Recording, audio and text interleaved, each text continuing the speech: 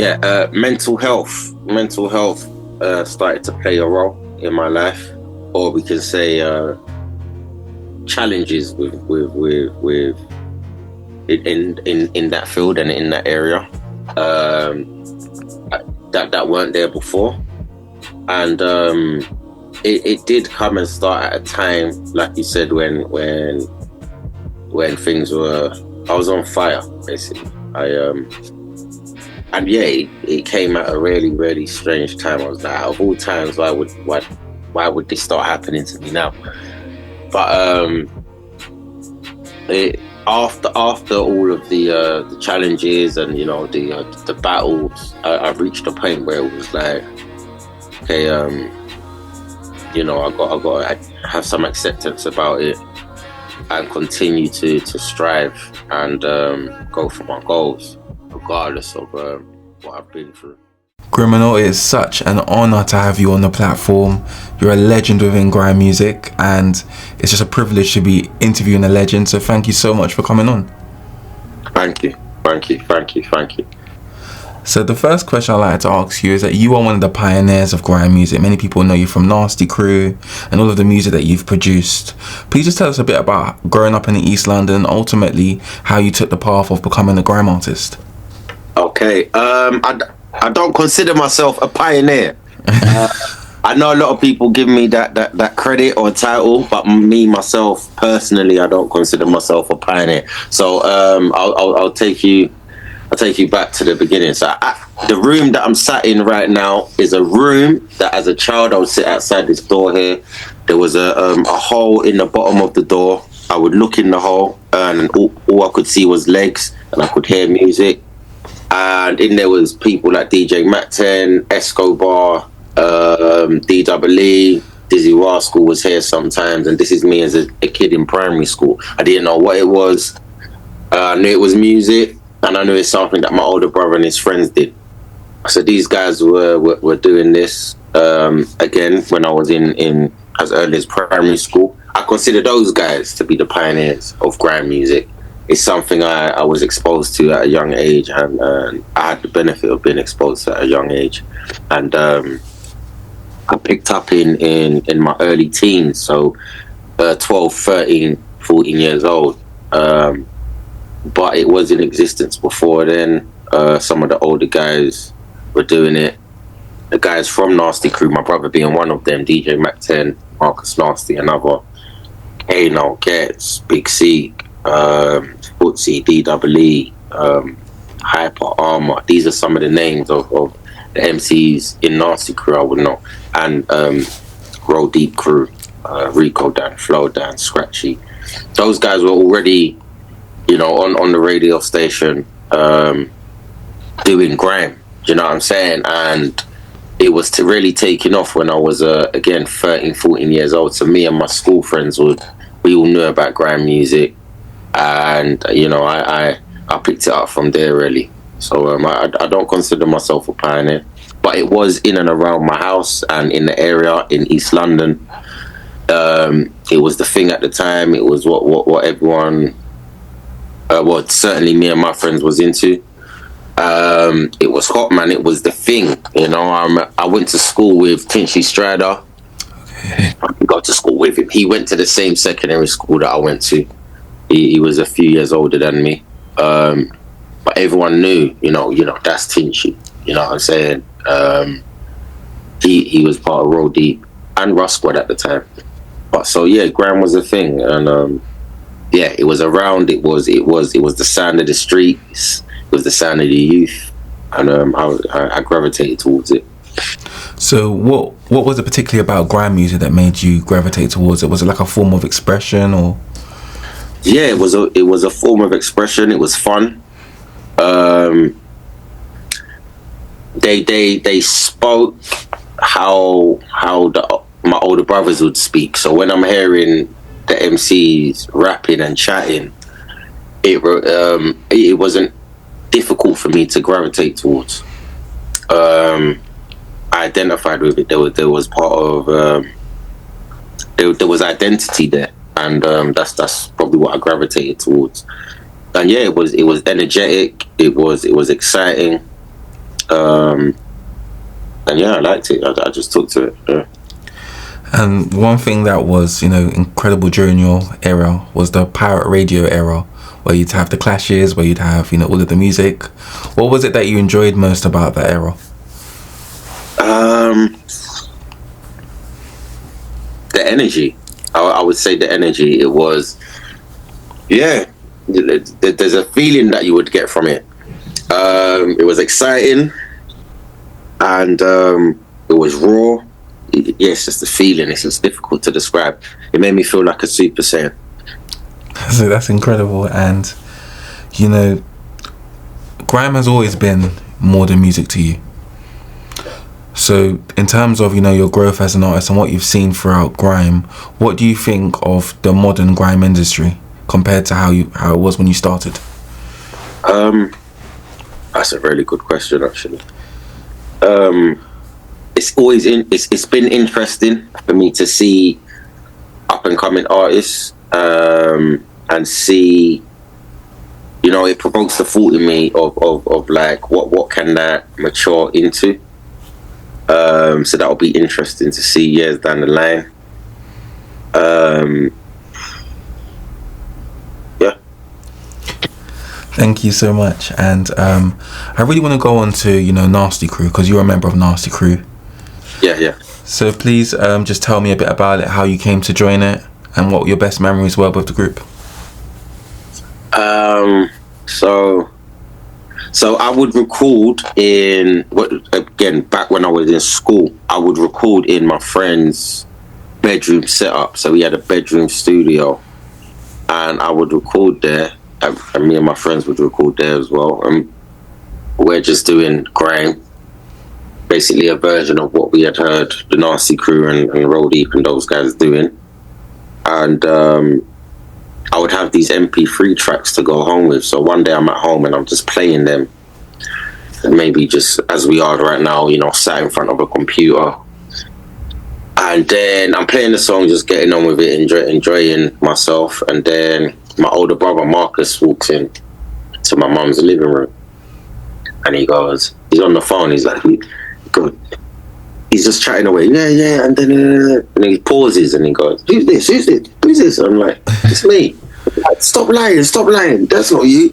That's one of Tinchy's youngers. And he's talking about Crazy Titch. He had a crew called Kids in the Hood. And he was like, no, that's one of Tinchy's guys. That's one of Tinchy's youngers. Don't lie. I was like, it's me, man.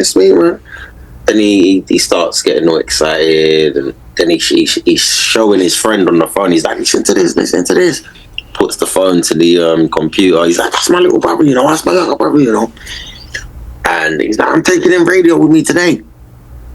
And there, I joined N.A.S.T.Y Crew that day. And then, so I started rolling with Stormin, Sharky, Hyper, Mac 10, Nasty Jack. And again, like I said, I was still in school, so we would be doing shows in places like Luton, Swindon, Canvey Island, Colchester, Southend. And to me, these places are far at the time. So I'll be doing this, getting home at maybe 2 a.m. and going to school the next day. So I was introduced pretty young. Some of my favorite memories would be some of those nights I spoke about, you know, just being in a car with all those guys, being part of those conversations, seeing what it was like to go to these shows before getting there, being there with them, getting on the microphone, participating in the set, and just being part of the whole vibe, you know. It was exciting and became natural after a little while. It just became, you know, part of what we do, part of what I do. Thank you so much for that answer. And even with you as an artist, you know, you developed your own sound, and throughout the early 2000s and even the mid 2000s, you were a very prominent artist. Tracks like Invincible, for example, and all of the other stuff that you've released. How did you kind of create your own sound? So going from being part of a group to then being a solo artist, how did you kind of create your own sound? Um, I I'd always, I guess, in a way, I had my own perspective on how to piece words together. So I would do it in my own way, and I think through doing that, that's carved out, that's helped me to carve out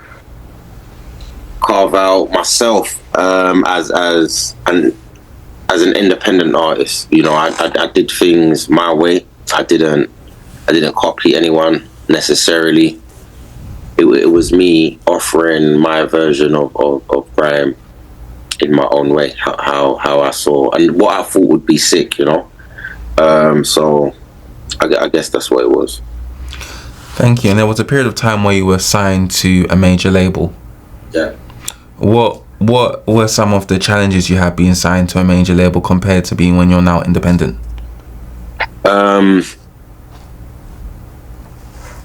Good question. I guess one of the main differences, one of the immediate ones that come to my mind straight away is I'm not really choosing what producers and engineers to work with by myself. Yeah. At that point, it's you know, we think it will be good if you did a session with this person and that person, and you know, I was up for it. But the difference between that and the time before, and let's say now, is that I have not that I didn't have a choice then, but now I have more of a choice on who I can work with. Not that I can't work with anyone when I was signed, but it's more like I can, you know, I've got my guys, I've got engineers that I feel I work the best with, and I can just be like, hey, I'm gonna work with this producer or engineer.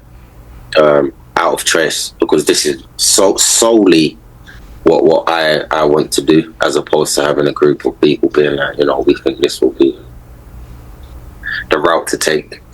Yeah. Thank you so much for that. And one thing that I think that a lot of people would probably want to know is that there was a period of time where you took a break from the industry. Yeah. So why did you take a break from being a grime artist? 'Cause at the time you left, everyone was talking about you, and you were like one of the hottest artists on the block. And how did you find the strength basically to come back into an industry and hit the ground running again?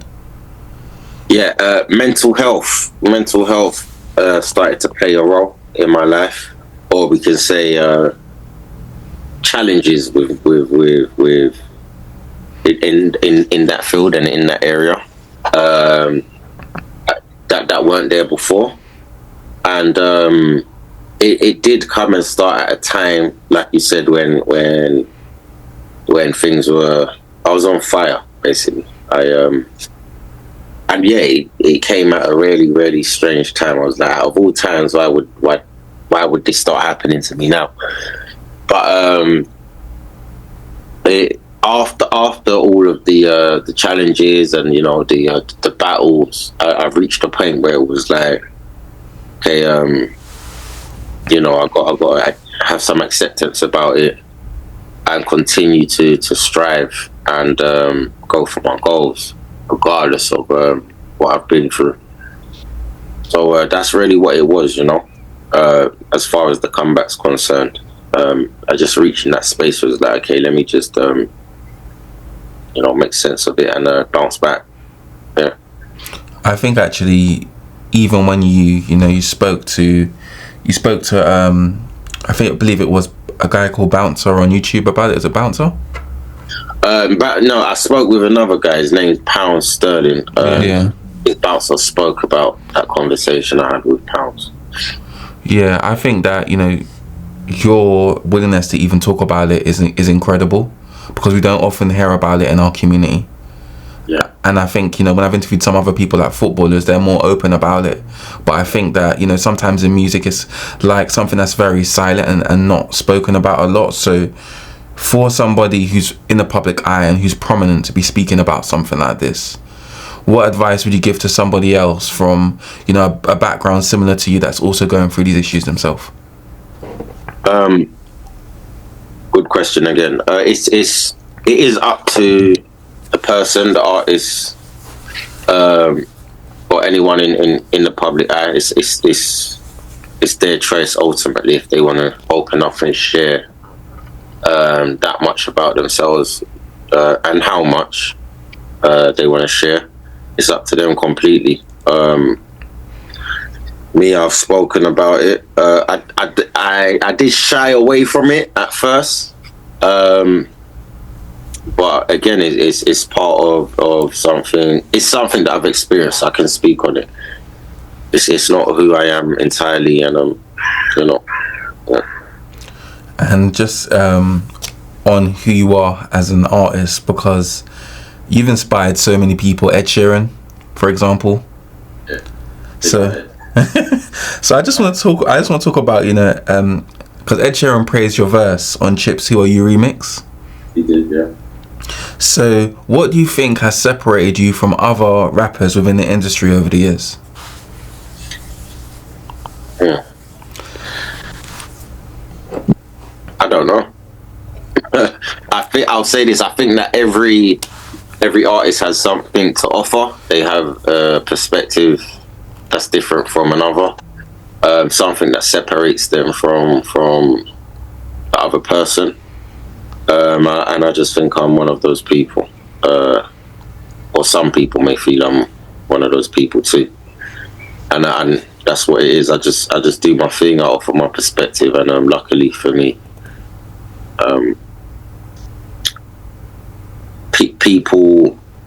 people deem me to be an artist that's you know one of the good ones. So yeah, it's a blessing.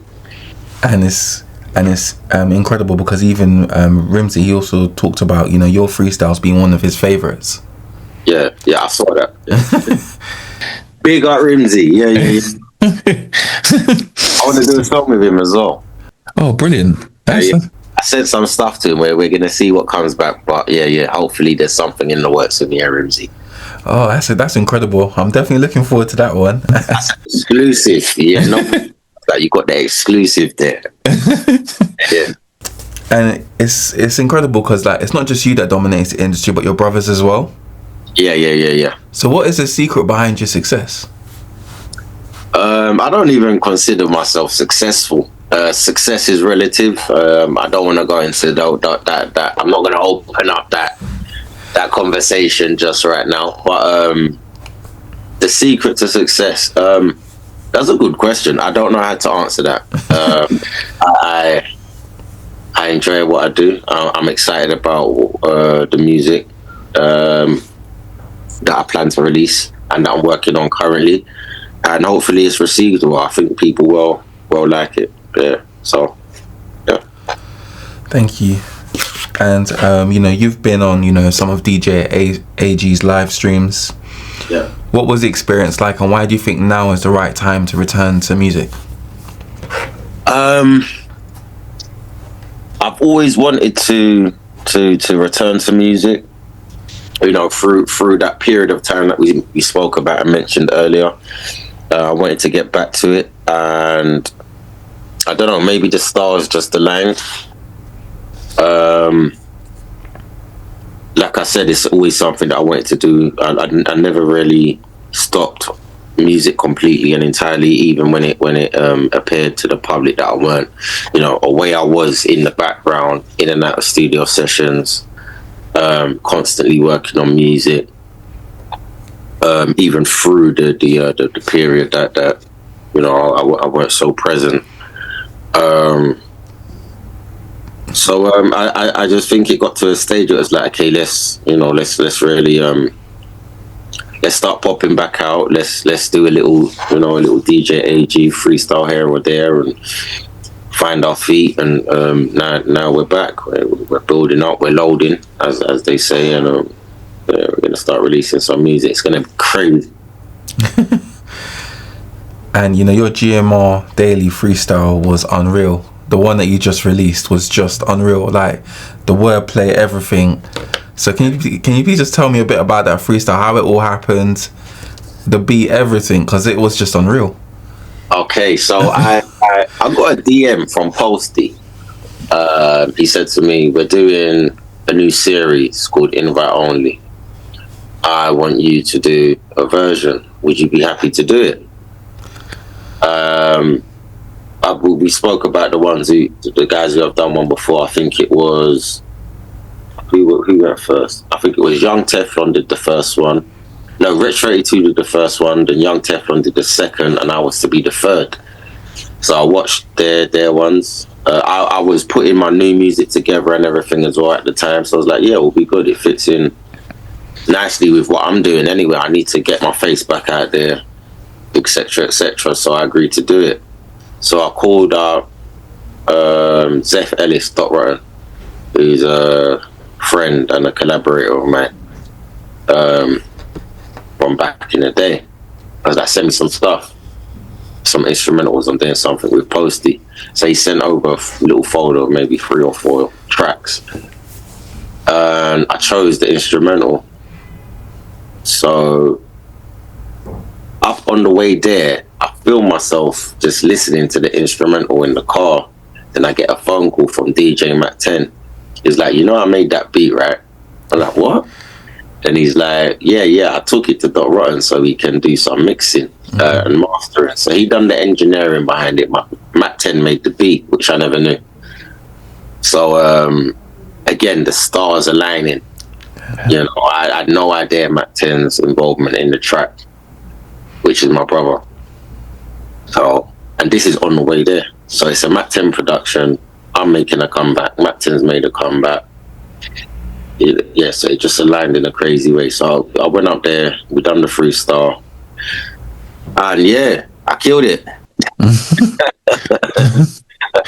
Yeah, it was brilliant, and I think that the views and the comments it got all spoke for itself in terms of it blowing up the way it did. Yeah, I'm happy with it. I watch it a lot. Even this day, I might watch it after. So you've started releasing new music. So can I ask, just for my audience, is a new album on the way? Yes, there is a new project. I would say it's 85% finished. Yeah, so I'm just putting the last parts on it now, and then we're gonna start putting it out bit by bit. I've got the first song out now. It's called Lincoln. I've got a remix coming in as well. The remix features Jeremy, Frisco, N.A.S.T.Y, Little Nasty, and Novelist. That's Lincoln remixed, and I've got a song with Alesha Dixon out right now called The Baddest. So check that out. That's on Spotify. So we're putting songs out bit by bit, reintroducing myself into the ecosystem of music. So yeah, we're loading, man. But yeah, the song with me and Alesha Dixon, crazy. I need to play that more. It's brilliant. It's a brilliant track. And can you also tell us, is there a name for the album yet? Can you reveal that yet, or? I do have the name, but I'm not going to reveal it yet. Wait, it is on the way. This is the first interview I'm doing, so. Yeah, brilliant. So, GRMNL, thank you so much for just being such an amazing guest. It's been incredible interviewing you. Thank you for reaching out to me, and yeah, maybe we'll do another one sometime. We will do.